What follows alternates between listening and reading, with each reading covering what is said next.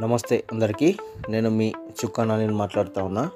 కొన్ని రోజులుగా కొంతమంది వ్యక్తులు, కొంతమంది నాయకులు, జనసేన పార్టీ అధ్యక్షులు నా అన్న పవన్ కళ్యాణ్ గారిపై మాట్లాడుతూ ఉన్నారు.